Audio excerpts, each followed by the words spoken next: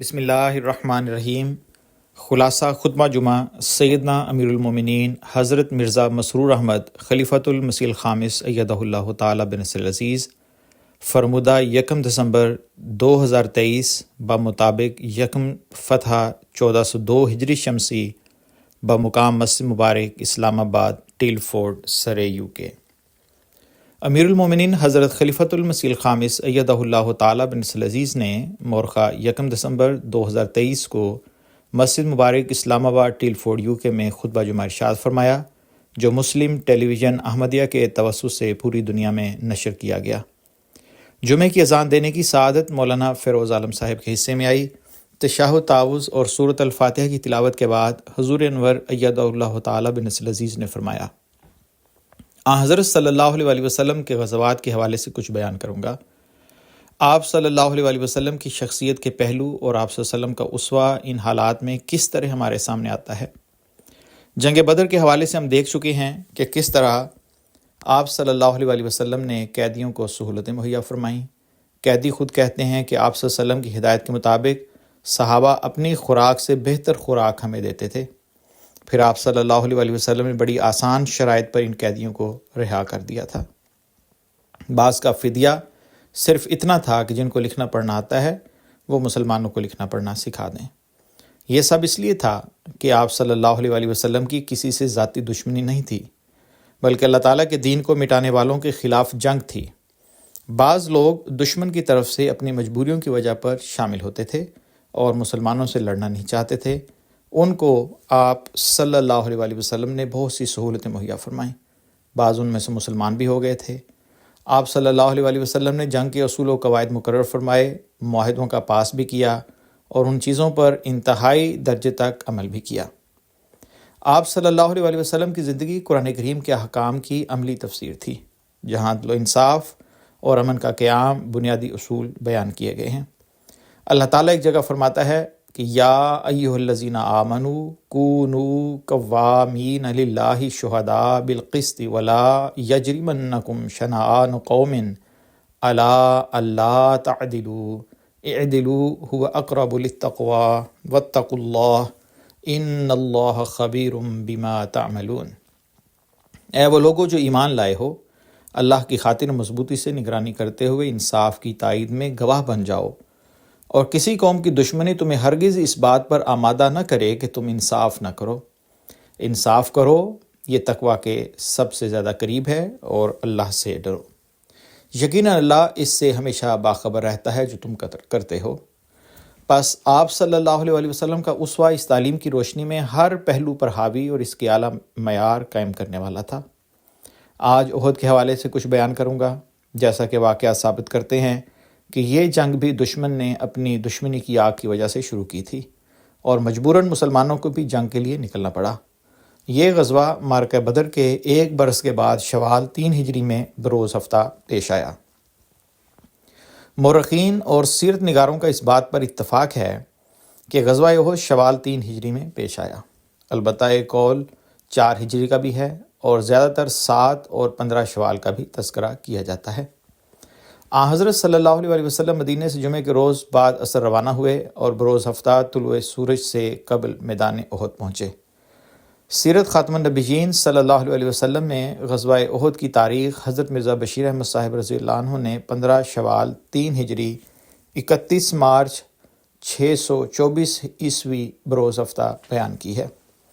اس غزوے کا سبب یہ ہوا کہ جب غزوہ بدر میں قریش کو عبرتناک شکست ہوئی تو قریش کے سرکردہ لوگوں میں سے جیسے عبداللہ بن ابی ربیعہ، اکرمہ بن ابو جہل، صفوان بن امیہ اور دوسرے کچھ سرکردہ ابو سفیان کے پاس آئے، جن کا اس تجارتی قافلے میں مال تھا جو جنگ بدر کا سبب بنا تھا اور جو مکے میں لا کر دار الندوہ میں رکھ دیا گیا تھا۔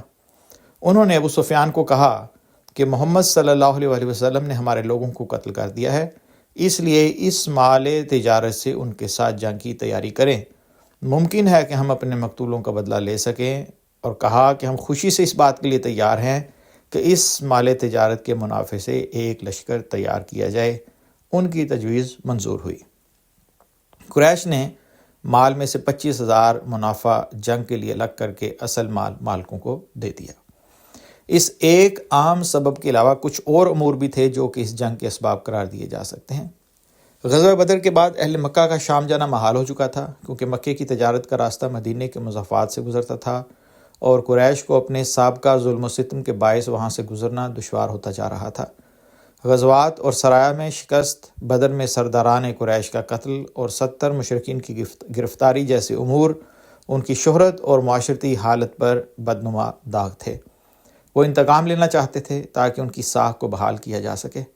ایک مصنف نے ایک سبب یہ بیان کیا ہے کہ قریش کو بعض مہمات میں ناکامی ہوئی اور اس کی وجہ سے ان میں رنج و غم اور انتقام کا جذبہ بہت زیادہ ہو گیا تھا۔ بہرحال اور بھی بہت سی وجوہات تھیں جس کی وجہ سے قریش جنگ کی تیاری کرتے رہے۔ ارد گرد کے قبائل کو اپنے ساتھ ملانے کے لیے کسی کو لالچ اور کسی کو غیرت و حمیت دلا کر ساتھ ملا لیا۔ حضرت عباس رضی اللہ عنہ کی طرف سے ایک خط کے ذریعے کفار کی ان تیاریوں کی اطلاع حضرت صلی اللہ علیہ وسلم کو ہو گئی۔ دوسری طرف یہود اور موافقین نے مشہور کر دیا کہ محمد صلی اللہ علیہ وسلم کو کوئی اچھی خبر موصول نہیں ہوئی۔ انہوں نے اس خبر میں رنگ آمیزی کر کے خوب پھیلا کر مسلمانوں کو خوف زدہ کرنے کی کوشش کی۔ ہر ایک شکرنا ہو گیا، شور و غوغا تھا کہ مشرکین مکہ جنگ کے لیے آ رہے ہیں۔ رمضان 3 ہجری کے آخر یا شوال کے شروع میں قریش کا لشکر مکے سے نکلا۔ تعداد 3000 تھی، جس میں سے 700 سپاہی، 200 گھوڑے اور 3000 اونٹ تھے۔ 15 عورتیں بھی ساتھ تھیں جن میں ابو سفیان، اکرمہ بن ابو جہل، صفوان بن امیہ، خالد بن ولید اور عمر بن العاص کی بیویاں بھی شامل تھیں۔ حضرت عباس رضی اللہ عنہ نے لشکر قریش کے متعلق رسول اللہ صلی اللہ علیہ وسلم کو معلومات فراہم کیں، جس کا ابو سفیان کو پتہ لگا تو وہ حواس باختہ ہو گیا۔ صفوان بن امیہ بولا کہ ہماری تعداد زیادہ ہے، سامان حرب زیادہ ہے، ہم ان کا جانی اور مالی نقصان کرنے کی طاقت رکھتے ہیں جبکہ وہ اس قابل نہیں ہیں۔ ابو سفیان کی بیوی ہند نے کہا کہ تم لوگ محمد صلی اللہ علیہ وسلم کی والدہ کی قبر کھود ڈالو اور ہر شخص کے فدیہ میں ان کی والدہ کا ایک عضو دے دینا۔ قریش نے اس سے اختلاف کیا کہ اس طرح وہ ہمارے مردوں کی قبریں کھودیں گے۔ اس لشکر کی عورتیں جوش انتقام دلا رہی تھیں اور یہ قافلہ آگے بڑھتا رہا۔ دوسری طرف مسلمان تیاری میں تھے۔ سیر خاتم النبیین میں لکھا ہے کہ حضرت صلی اللہ علیہ وسلم نے 2 صحابیوں کو لشکر قریش کی خبر رسانی کے لیے روانہ فرمایا، اور اس موقع پر آپ صلی اللہ علیہ وسلم نے مسلمانوں کی تعداد و طاقت معلوم کرنے کے لیے مدینہ کی تمام مسلمان آبادی کی مردم شماری کروائی، تو معلوم ہوا کہ کل 1500 مسلمان متنفس ہیں۔ اس وقت کے حالات کے متحد اس کو بڑی تعداد سمجھا گیا۔ بعض صحابہ رضوان اللہ علیہم نے خوشی کے جوش میں یہاں تک کہہ دیا کہ کیا اب بھی کسی کا ڈر ہو سکتا ہے؟ جب جنگ احد کی تیاری کے لیے مشاورت ہوئی تو حضرت صلی اللہ علیہ وسلم نے اپنے خواب کی بنا پر، جس میں آپ صلی اللہ علیہ وسلم نے ایک گائے ذبح ہوتے دیکھی اور آپ صلی اللہ علیہ وسلم نے مزید دیکھا کہ آپ صلی اللہ علیہ وسلم کی تلوار کا سرا ٹوٹ گیا ہے، یہ تعبیر فرمائی کہ میرے عزیزوں میں سے کسی کی شہادت کی طرف اشارہ معلوم ہوتا ہے، یا شاید خود مجھے اس مہم میں کوئی تکلیف پہنچے۔ بہرحال آپ صلی اللہ علیہ وسلم نے مشورہ مانگا کہ قریش کا مقابلہ مدینے میں ہی رہ کر کیا جائے یا باہر نکل کر کیا جائے۔ آپ صلی اللہ علیہ وسلم نے اپنے خواب کی بنا پر صحابہ رضوان اللہ علیہم سے فرمایا کہ اگر تمہاری رائے ہو تو عورتوں اور بچوں کو محفوظ مقام پر پہنچا دیں اور تم میدان میں ٹھہرو۔ بعض اکابر صحابہ رضوان اللہ علیہم نے حالات کی اونچ نیچ کو سوچ کر اور شاید کسی قدر حضرت صلی اللہ علیہ وسلم کے خواب سے بھی متاثر ہو کر یہ رائے دی کہ مدینہ میں ہی ٹھہر کر مقابلہ کرنا مناسب ہے۔ یہی رائے عبداللہ بن ابی سلول رئیس المنافقین نے دی، اور حضرت صلی اللہ علیہ وسلم نے بھی اس رائے کو پسند فرمایا۔ البتہ مسلمان نوجوانوں کی ایک جماعت نے جو بدر کی جنگ میں شامل نہیں ہوئے تھے اور اپنی شہادت سے دین کی خدمت کا موقع حاصل کرنے کے لیے بےتاب تھے، بہت اصرار کیا کہ آپ ہمیں مدینے سے باہر لے کر چلیں تاکہ دشمن ہمیں بزدل نہ سمجھے۔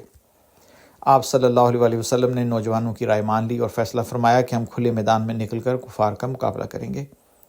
اور جمعے کی نماز کے بعد آپ صلی اللہ علیہ وسلم نے مسلمانوں میں عام تحریک فرمائی کہ جہاد فی سبیل اللہ کی غرض سے اس غزوے میں شامل ہو کر ثواب حاصل کریں۔ باقی تفصیل انشاءاللہ آئندہ بیان ہوگی۔ حضور انور نے آخر میں فرمایا کہ وہ فلسطینیوں کے لیے دعائیں کرتے رہیں۔ مزید تفصیل کے لیے صفحہ اول ملاحظہ کریں۔ روزنامہ الفجر انٹرنیشنل، بروز سوموار مورخہ 4 دسمبر 2023، صفحہ نمبر 1 اور 2، آواز رضوان احمد افضل۔